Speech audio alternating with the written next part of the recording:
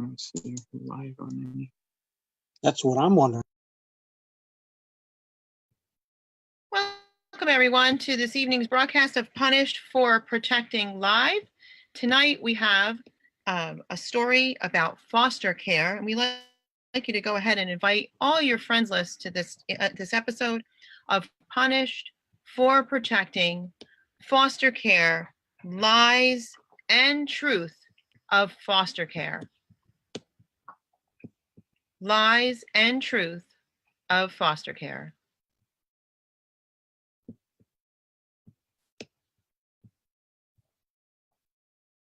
You can find us on Facebook at Punished for Protecting News. I'd like to ask you guys to please share this live, share it with your friends list, as I am not on my normal Facebook page. So we ask you to please share and invite your friends list. This is a very powerful piece tonight about a young man that lived a large portion of his life in foster care.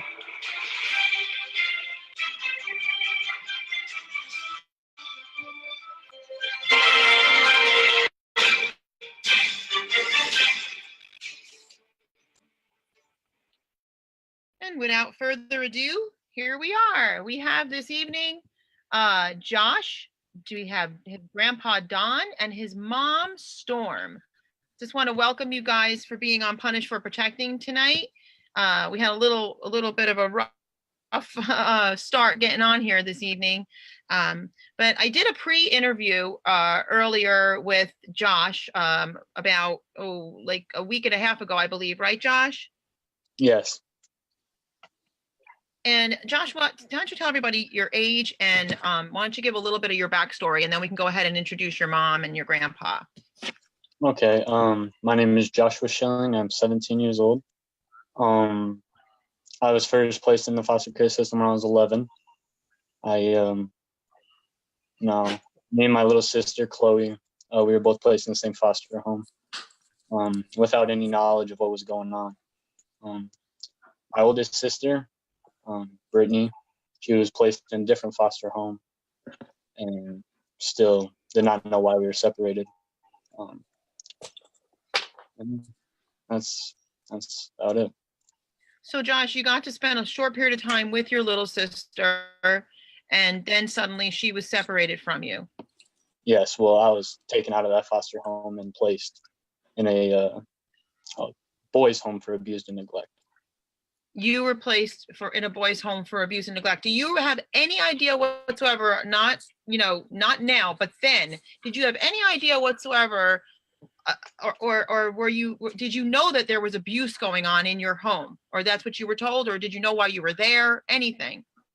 No, the courts refused to let any of my family tell me what was going on, and they never spoke or told me anything about the situation. Never told you. No, everything was always advised to make sure that, I wasn't being informed about anything. You weren't informed about anything. So they didn't question you about abuse then? Oh, no, they've questioned me about abuse, but they didn't give me any information about. They didn't tell you? Yeah, they didn't tell me anything, but I've questioned a lot, yes. You were questioned a lot, and your answer was always? Like, did they question you about specific family members? Your mom, your dad, your uncle, anybody? Yes, it was about my stepdad. Who was it? Jeremiah Dewey. And they okay, so it was about your stepdad, Jeremiah, and sitting next to you here is your stepdad's father. Yes? Yes. Don? Okay, so I want to kind of get this part of the story out so the viewing audience can understand. And again, you guys really want to share this far and wide. This isn't urgent for the movement. This is urgent for the family revolution. This is urgent that all advocates all over see this and understand as we're trying to raise as much public awareness of what really goes on the iPod. We have mom. So you were questioned at what age again were you? When I was you were 11. Taken away. I was 11. 11 years old, you were taken away. Now, I don't even want to have to go over all the emotions and everything that you went through. I understand all the social science research and all the the psychological effects and the damages that it causes and the pain and the suffering. And we can talk a little bit about that. But you were questioned mostly about your stepdad. So were you questioned ever about your mom's behavior? No. You were never questioned about your mom. Okay. And were you outspoken about like your feelings towards your mom and your love for your mom to these people that question you? Yes, they tried to. They've said things that weren't true. Like, I didn't want to have any contact with my mom because of this situation and whatnot, and that was not true at all. Okay, so they would actually tell your mom that you wanted nothing to do with her. Yes. And you're saying that wasn't true at all. So would you ask them to please let you see your mom or go home? Yeah. Oh, yes. How many years did you? Excuse me? You wanted to go home. Oh. For how many years did you beg to go home? Oh, a lot of years. Jeez, it was about 3 years. And what about your stepdad? Did you have a good relationship with your stepdad? I did. I didn't even look at him as a stepdad. I looked at him as if he was my own father. So that's how much you loved him. Yeah. Definitely. And you never felt like he was abusive in any way, shape, or form? Not at all. Did they try to convince you that he was? Yes. Yeah, they tried to tell me that. Well, I'm sorry. That's all right. I understand. It's okay. Yeah. Yeah. Yeah, they tried to tell We're gonna me get a little deep. that he wasn't a good guy, that, I shouldn't have ever been around him, and whatnot. So you would talk and say how this man was fine, and they just didn't want to believe you. They chose not to believe you. Yes. Okay, I'm gonna go to Grandpa now. That's your son, okay? I'm saying that to let them know. What do you want to add to this right now before we go to Mom? Well, basically, I've been involved in this from day one. And what they did with Joshua really angered me, because they basically wanted to get him out of the picture to prevent him from testifying in Jeremiah's case. They had it all set up that they were going to convict him, no if, and, or, but, and do whatever they had to do. They fabricated evidence, they lied, they committed perjury, they hid evidence. One of the things that they kept saying was, when Brittany was 7 years old, that Jeremiah had sexually molested her way back then, which was back in 2005. The thing of it is, there was no physical evidence that Brittany was sexually molested back in 2005. There were 3 doctors' reports that said the rash Brittany had, the reason she was taken to the doctor, they were claiming that it was herpes. The 3 doctors that examined Brittany or looked at medical records and stuff said, no, it is not. They hid that information from the jury and from us. We didn't find out about this information until 2017. And then once we found out, we've been trying to get it inputted into the Court of Appeals, the Michigan State Supreme Court, and they keep ignoring it. I keep pushing it forward. They keep pushing it back. Right now, there is an appeal going on. Jeremiah was assigned another appeal attorney who's supposed to be an expert in criminal sexual conduct, but the only thing she's willing to appeal is the extreme sentence Jeremiah got, which was 22 to 40 years.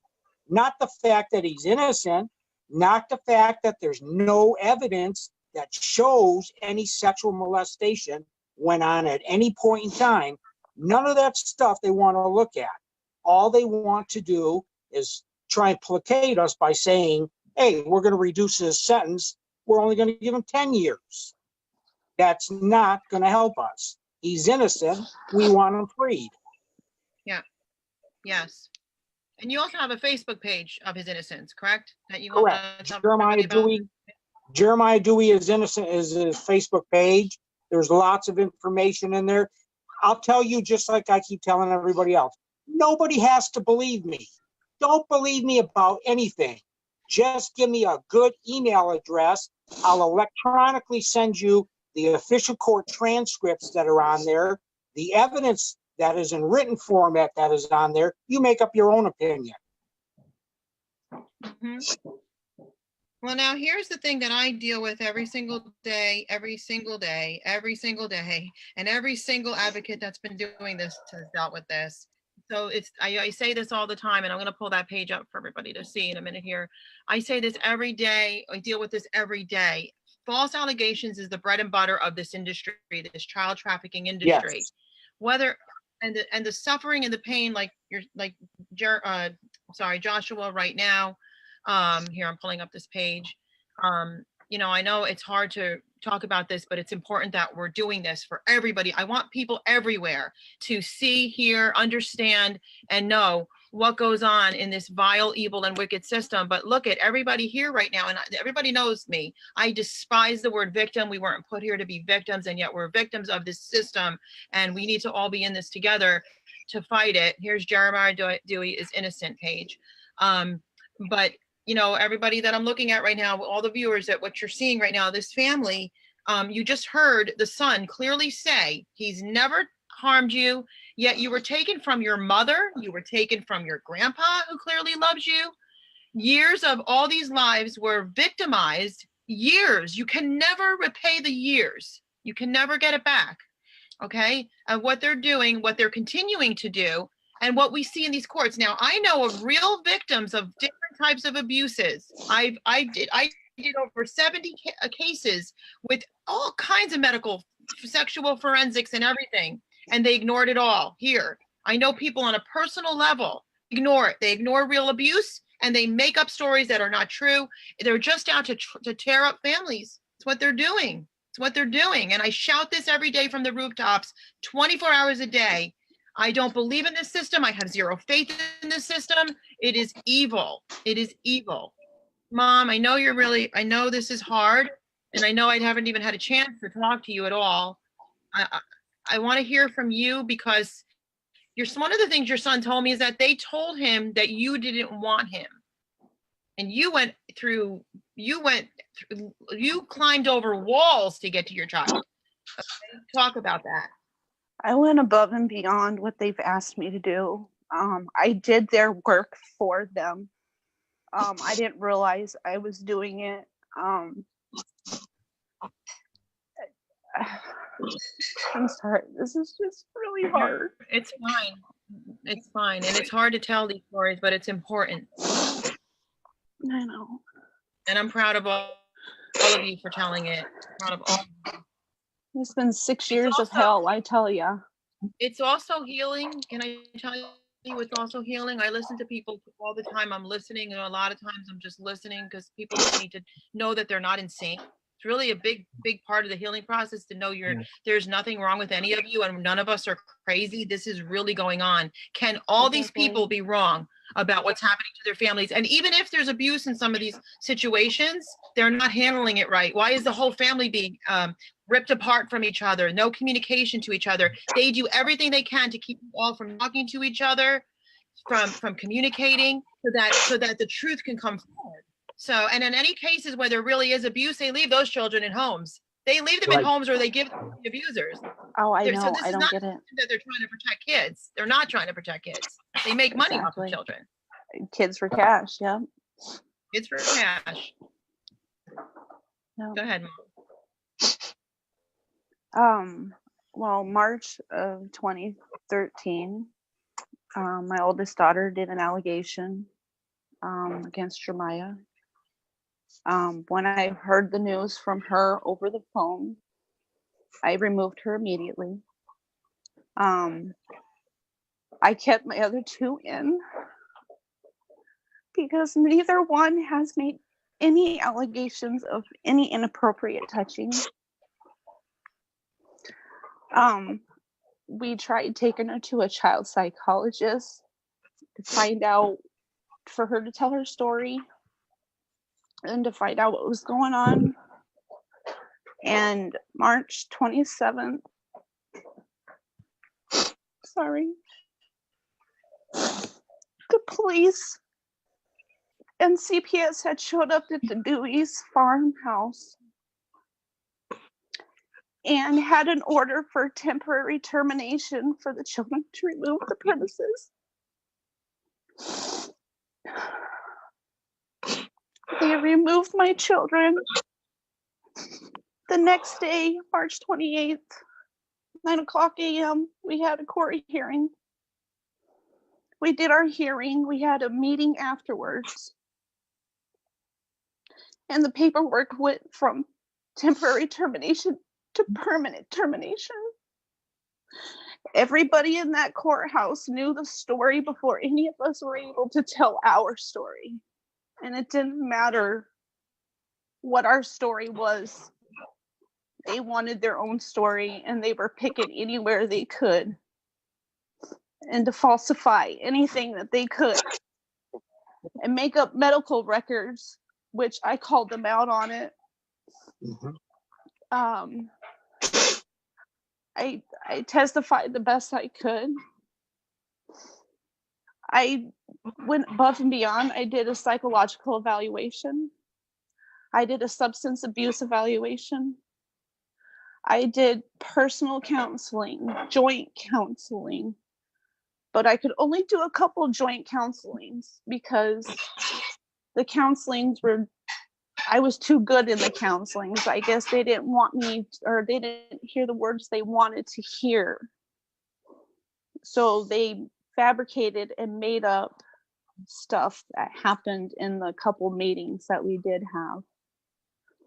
When Joshua was placed in Eagle Village, for the first, I want to say 3 to 6 months, he was in prison. My son was locked up with one little tiny window, a bed, and a table. There was no handles on the doors. If he wanted to go to the bathroom, he had to bang on the wall. Okay, hold on one second. Hold on one second. Yeah. I want to get this part very clear for everybody. You're talking about Joshua, who's here right now, Correct. who did absolutely nothing wrong. He Did nothing wrong. supposedly He would not lie with CPS, so they had to take him far away as possible, even though he was a key person in what happened supposedly that day that it happened. And Joshua wasn't lying, and so they had to take him far, far, far away, and they would not let any family, only me, contact him. Did they watch you like a hawk around him so you couldn't actually communicate? Yes, we were under supervised visitations. It was all supervised. There was a worker with us at all times. We could not supervised visitation, because I can tell you, I know this for a fact, they do not give supervised visits to people who really need it. Okay, and we have guidelines for that. We have guidelines for that. Okay, so I see this all the time. I've had to deal with it in my personal life. It's horrible. They literally don't supervise people that have true domestic violence, true child abuse, and substance abuse. They don't. They give unfettered access of children to them. Yet you had to be supervised for what? Like, what was the reason for you being supervised other than to keep you guys from communicating?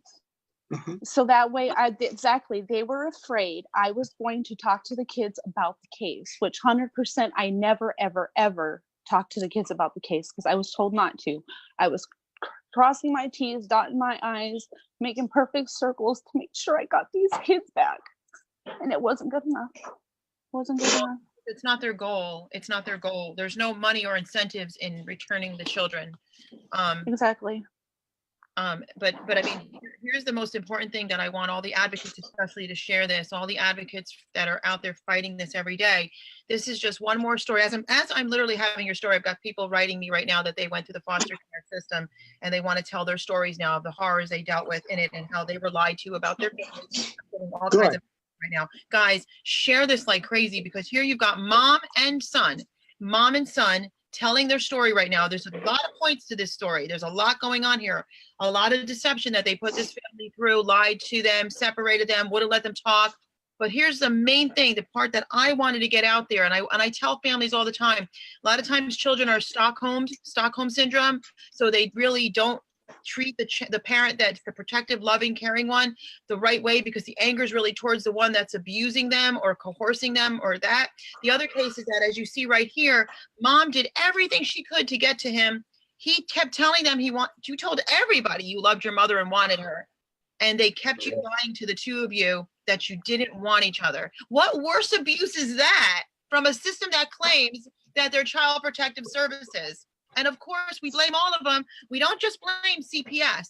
We blame the judges, everybody. That's who the real blame goes to, are these evil, wicked, inhuman, diabolical judges and these bar attorneys for children that are diabolically demonized. That's what they are. Joshua, I know this is hard, but your voice right now is important for all kids that have gone through this system. I want you to tell more of what went on in there, how many people you told, who you talked to, who you reached out to, and how you guys finally got to get together.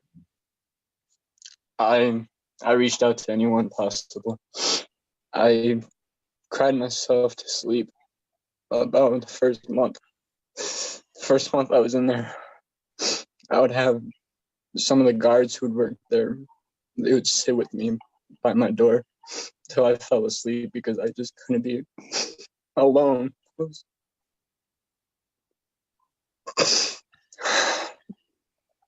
I was so scared. And the only thing I wanted to do was talk to my family and be with them. And I told everyone. I've told probably about every single guard in that building. I've told my counselors. I went through so many counselors down there. I told them, they always question me about my relationship with my mom. Everything good. My mom always took care of me. My mom always made sure I was good before she was good. She took care of us.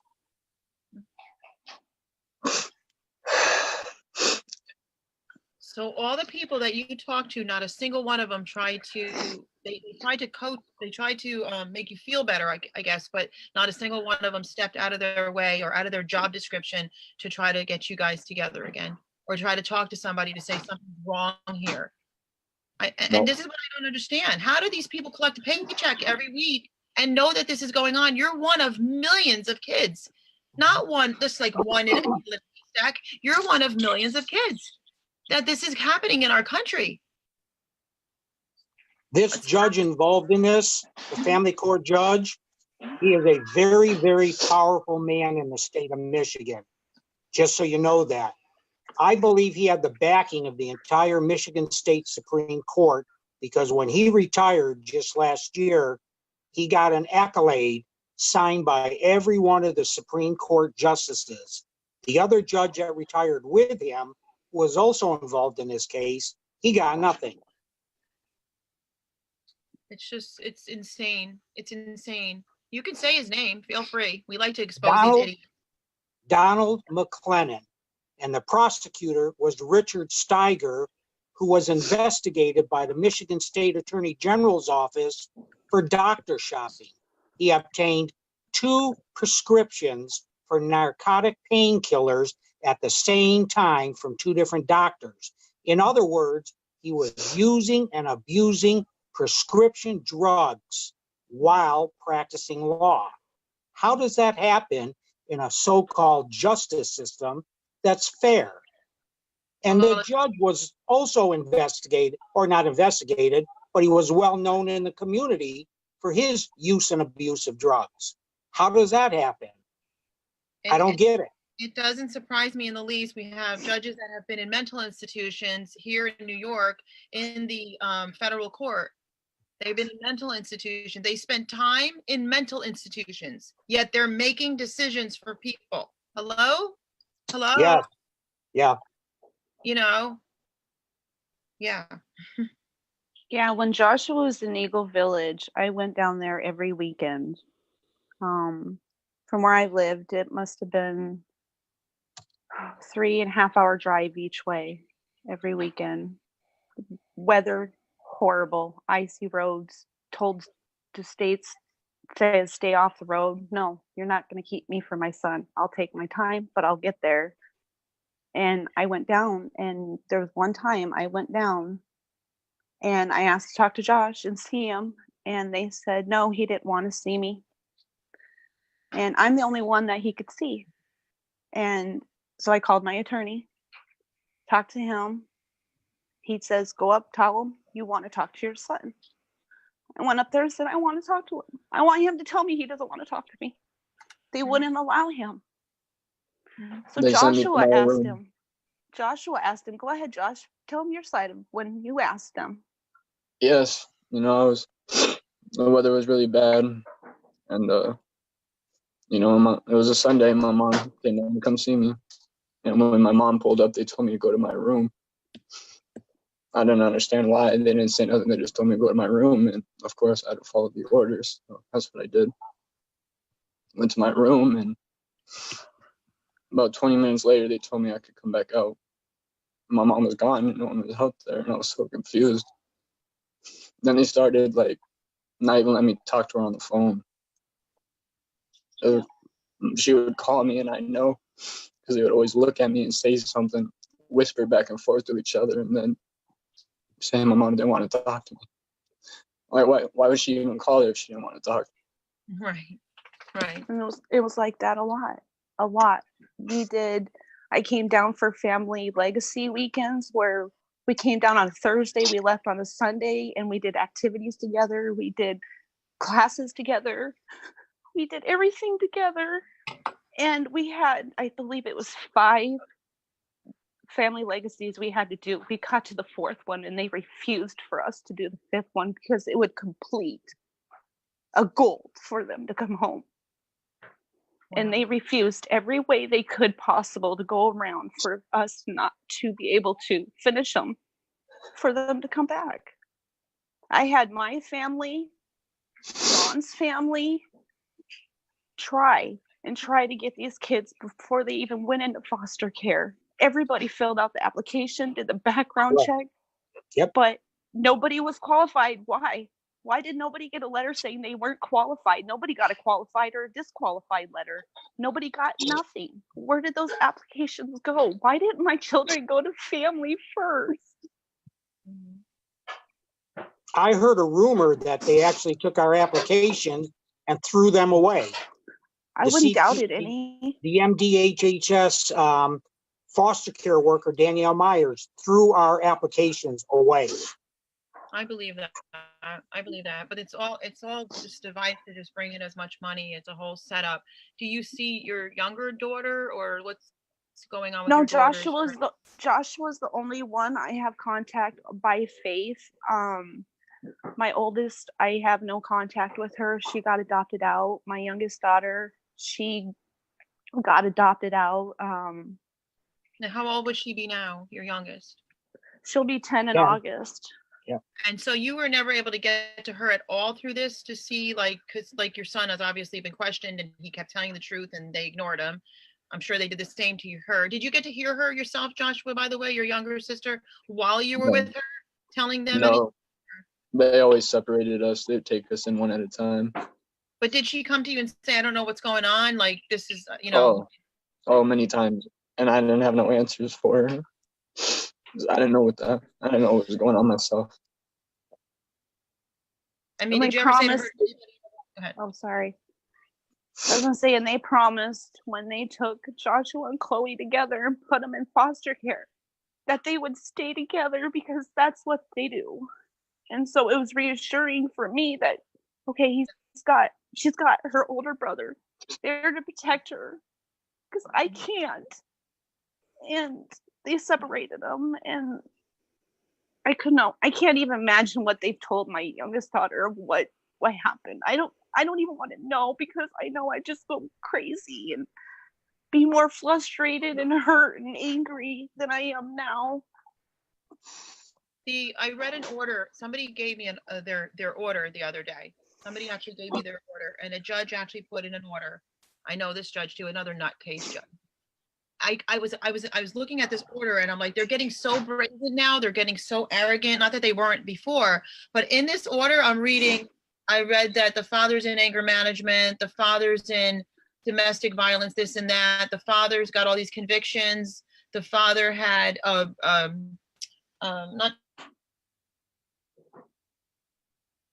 father had all kinds of substance abuse I'm sorry, the father had all kinds of my computer. The father had all kinds of substance abuse classes they had to have him take. Now, most of the times when there really is something like this going on, they don't give them all this stuff. They don't drug test them. They just give the kids. They just give. No big deal. Just take the kids. Who cares? Okay. So I'm reading all this, and the judge actually put all these different lines about what the father, and then it said, and when the father completes this, that doesn't mean a person is no longer an addict. Okay. Just because they completed a couple of courses doesn't make somebody overnight success. It doesn't happen that way. Okay, if you've got anger issues and you took some anger management, that's great. That doesn't mean you're not going to beat the crap out of the man next to you or a woman next to you the next time you get triggered. You may learn some skills and you may be okay. I always give the benefit of the doubt, but why are you giving the kids in the interim of this thing? And I'm reading this, and little by little, the mother like pretty much lost almost all custody, and the mother, of course, was getting very emotionally upset over this, paid exorbitant amounts of money for an attorney. And when I read it, I literally was like, every single thing I see is completely backwards of what the normal should be. Everything they do is in reverse of what anything logical would be. So you've got false allegations. They go dance party with that. Okay, we'll just take that false allegation and we'll just keep adding on more. And then when you've got, I always tell people, listen, if you're being abused, unless somebody chopped your head off in front of a cop, don't report it, because you will lose your children.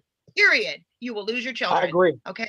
I And agree. and even then, if that happens, they'll make excuses. Okay. If a woman's got a heroin needle hanging out of her arm, they will do whatever they can to help that woman keep her children. That's what they'll do.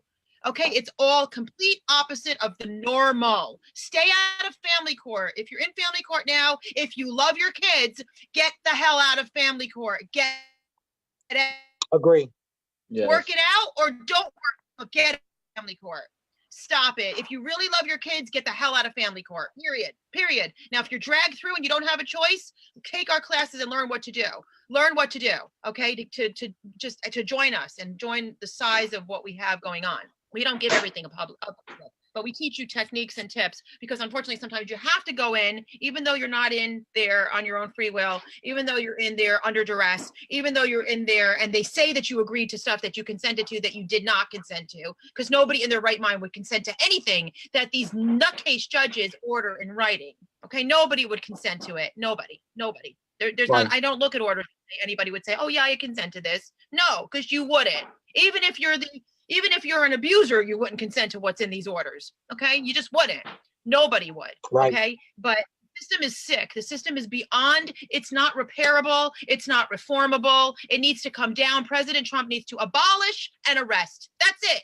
That's where we Yes. are. And I Yes. do feel that every day, what I see going on in this country, every day I see successes, I see good stuff, but every day I'm getting closer and closer to saying there is going to be civil war, because people are not going to tolerate this garbage anymore.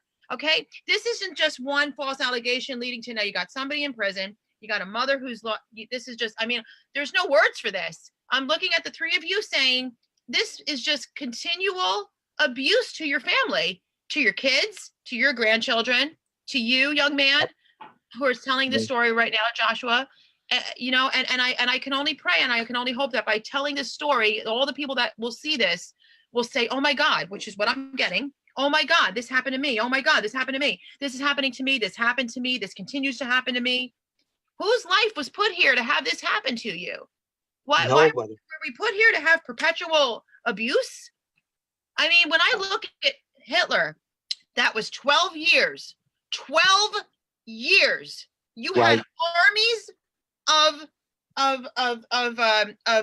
their, you know, you had armies that follow this one psychopathic man and killed people, maimed people, destroyed people, ripped apart children. But that was 12 years. This is sophisticated, though people don't see it unless we talk about it. So this goes on behind closed doors, very quiet, as they've been getting away with this for in the civilized world for over 100 years. It's actually been going on way longer than that. But in the civilized world, it's been going on for about a little bit over 100 years. This is beyond sick. And I'm thankful for all the frontline advocates that are out there that are getting stuff done right now, and us trying to come together as much as possible to get this done. I mean, there's been, like, recently, Dr. Leon, so many great people out there, John Gentry, Chris Howlett, David Jose, David Straight, Malika, Brianna, so many people that are out there right now that are doing it, that are doing something, getting something done. Robert, he's got the For the Children coming up in September. Okay. But it's sad because you tell these stories and you talk to these people in positions of power and they look at you like they care, but they don't give a crap. They're part of it. Yeah. They're part of it. You might as well talk to the wall. If I talk to the wall, I will get more accomplished because they really don't care. If they did, they would have stopped it. They would have. Right. Here's something I've been saying over and over again. In this country, we have 330 million people. The state of Michigan has 10 million. Why aren't more people standing up and saying we've had enough of this? If more people did that, these judges would stop because they'd be out of office. Here's what I want to do. Somebody like you, Joshua, you've been through so much that God wants to use this right now and turn this into something that's going to bring a victory for others, because I don't believe like what I went through with this psycho judge here, psycho judges, but this psycho judge, Anthony McGinty, and what he put my son through, my family through, my mother through, me through. Okay, I understand your pain, big time. I got retaliated because I helped others. Okay, against, but I was, I was shocked what was going on. I'm like, how do you even make these decisions? Why do you bother to look up protection orders and the statewide registry if you look at the stuff and you see what's going on and you're still giving children to people that do these crazy things? Then I realized something was insanely wrong. But God wants to use you right now because you could be a very powerful voice for what you've been through and get to the kids your age. Because if we can get the college kids right now, we can get the abundance of college kids right now to start getting out there with us and working with us. I know many of them. I believe wholeheartedly any kids that shoot up schools, they're not from families. They're from foster care. They're from foster care and psychotropic drugs. That's what's going on with that crap. Okay. And, but if you can help us be a voice for your age range and get them more involved, like I said, just the minute you started talking, the messages started coming in. I lived through the nightmare of this. The same thing you were saying, they're saying, I did this. I went through the same hell. Okay. This foster care, this whole system, it was never for this. It was for orphans. You're not an orphan. You have a mother, you have a grandfather, you have, I'm sure, uncles, aunts, and everybody. Okay. Most kids in foster care, they're not orphans. How dare they take from biological blood families, okay, and rob from the bloodline? Let me tell you, that's some serious stuff with God. That's some serious stuff. They've been getting away with it, so they think, but there is a judgment day for everybody, okay? And they haven't really gotten away with it. It's just going to be longer painful for them long term. But we're in a time right now, and I say this to people who are Christians, body of Christ, you better wake up and stop believing these pastors and these mega churches and this nonsense, because we have a country in crisis. It's been in for a long time, and it's destroying us from within, right inside. We don't need terrorists to come out from outside the borders. We don't need that. We got them right inside. They're wearing robes. They're wearing robes. Okay. That is the most dangerous thing this country has ever had. They make Hitler look like Mother Teresa. Okay, because they've done far worse damage than the 12 years. That was my point before. Josh, what would you say to anybody out there that's been through this system? What would you tell these kids? What would you say to them? I would say that you can't define yourself by what everyone else says, thinks.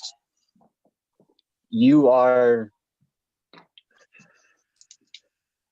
strong.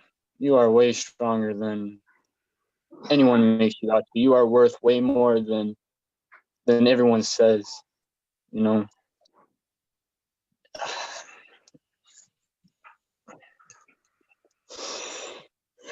Okay. I'm sorry. You're fine. If I could be there right now, I would hug all of you. I'm very proud of you, and I know your mom is. I know. Absolutely.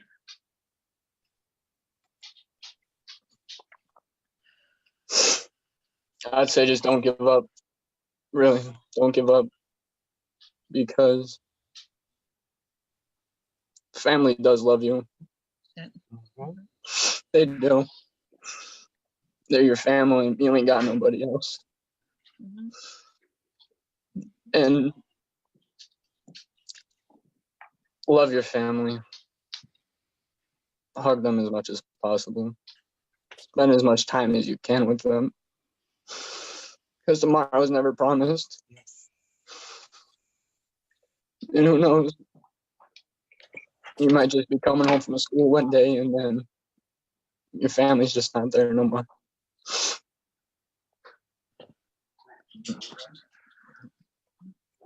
And if Chloe ever hears this, I want you to know, regardless of what anybody says, we love you. We loved you then, we love you now, and we'll love you tomorrow. Amen. Amen to that. What would you say? Have faith, stay strong. I know what I've been through has made me a strong person I am today. I am different perspective on things. I cherish more now. I'm blessed to be able to have my son back in my life. Yes. I know that was fate. Mhm. And I know Chloe has not forgot about us. Mhm. And I know Chloe will search for us. And I've been searching for her. And I know there'll be a positive outcome for it.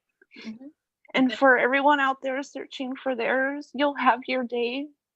Just have faith and patience and hope. And God will provide. Because I got one back. Yeah. Stay strong. That's all. And thank God for social media, because it is getting the word out with all these people. Yes. And that's Yes, what we they are. keep doing. And everything we do, I know there's some people out there that say this isn't working and that's not working. Everything we do is making a difference. So whoever's doing anything in this, whatever you call this movement, whatever you want to call it, keep doing what you're doing, whether it be rallies, protests, paperwork, classes, books, movies, TV, news, whatever you're doing, social media, whatever you're doing, keep doing it, because it does get the word out and it could save one life. And it has. So it's a lot of work. It's very tiring, it's very draining, and it's very emotionally painful, but we have to do it because it does save lives. We've saved children. We've gotten them home. We've gotten them not to leave. Okay. And we need to get these judges down. It is done. They need to be history. It's a Yes. fraudulent system. It is a fake fraudulent system in America. You should be up in arms about it. Let me ask you, your story being as serious as it is, any media ever take your story? Nope. No, right? Because they don't want the truth out there, do they? Exactly. I'll watch them now. They'll probably call me and ask for it, because that's what happens a lot of times. Well, good. The last thing I want to say, though, it's Chloe, and then your older daughter is named Brittany. But I do want to say this, because I've had a lot of cases, I've had a lot of different things that I've seen them do, where they forced mothers to tell that the father abused them when there was no abuse, so they could split the whole family up and take the children. I've seen a lot of that lately. Then they ignore real abuse, and then they go by false allegations. I've seen a lot of different twisted turns and weird things that they do. And it's really hard sometimes to find out and get to the bottom of what's really going on. But we all try to do our best. But I do want to say, I've seen a lot of young teenage girls or boys that make up stories because they go to school and school says, oh, just call CPS and say such and such. And they get in that rebellion stage and then they make up a story and then they regret it. And then they're coming to me begging to try to get back to their family and they wish they never did it. Okay. And then by then they're being molested. All kinds of stuff happens to them. And boy, do they regret it. So I want to talk to the teenagers, and maybe Josh, you can help me with this. Be careful what you're told in school. CPS is not your friend. CPS will never be your friend. And if you think you're being abused, talk to a trusted friend, get a hold of an advocate on Facebook, and we will guide you through and help you if there really is abuse, because I don't trust CPS and I never will, or any of these organizations. And even the police now, I've had it with them. Okay. So I used to be, I never was a blue bleeder. Okay. I bleed red, but I know there's bad and there's good, because there's actually cops that come to me that are going through hell through the system themselves. So don't, take that as 100%. But some of them, you are the biggest bunch of wimps and cowards. How dare you have a badge and carry a gun? Shame on you, because you're taking paychecks and you're just destroying lives. I don't know how you people sleep at night, but you become cold and callous. But Josh, if you can talk to the teenagers that are like telling false stories about what they're getting themselves into when they do something like that. Yes.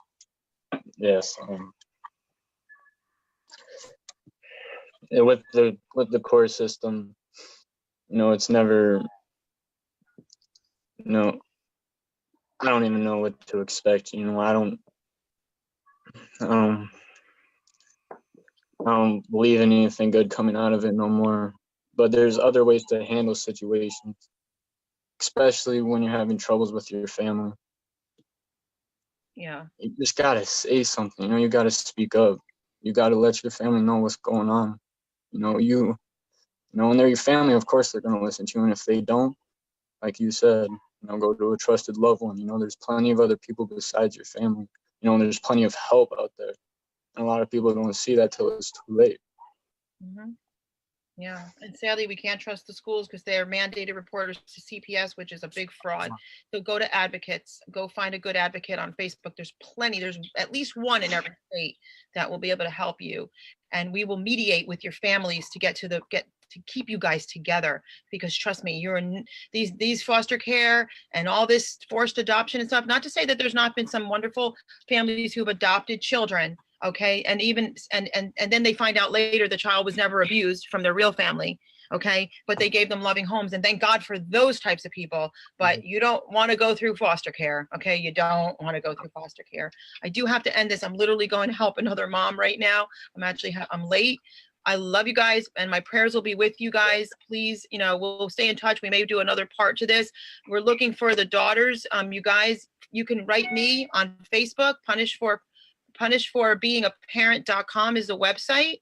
And if you want to get a hold of me to get a hold of them, whatever, please do. If you adopted these kids, think twice. If you adopted them, get a hold of me. We can keep things in confidence, but get a hold of me and we can try to work something out. There's been a lot of families that have gotten a hold of us, and they've co-parented with the families because they had so much guilt on them, realizing that they took children from families that never, ever abused their children, and that they are out there and they love them. So please get a hold of us. beingaaparent.com. And everybody have a blessed night. Thank you. Please. Thank you. you.